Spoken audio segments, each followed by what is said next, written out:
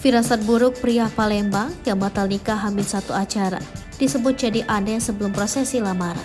Sosok Anjas yakni pria batal nikah di Palembang, Sumatera Selatan akhirnya buka suara mengenai kisahnya yang membuat heboh banyak pihak.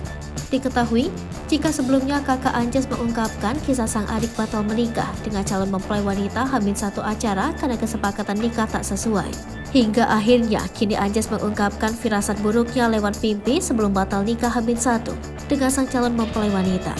Anjas mengatakan jika dirinya dianggap berubah oleh keluarga hingga teman-teman di sekitarnya sebelum melangsungkan lamaran. Anjas mengatakan jika semua orang di sekitarnya menganggapnya berubah menjadi sosok pendiam dan tidak seperti biasanya. Namun, Anjas sama sekali tak menyadari perubahan pada dirinya tersebut. Sementara itu sebelumnya Anjas menyebut jika dirinya memiliki firasat buruk lewat mimpi tepat sebelum melangsungkan acara lamaran dengan calon pengantin wanitanya tersebut. Anjas mengaku jika saat itu dirinya mengalami mimpi buruk saat pergi bekerja sebelum melangsungkan acara lamarannya.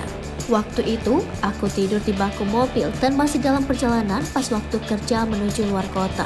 Lalu di mimpi itu, saya ada rambut dalam mulut saya dan saya mencoba untuk menariknya.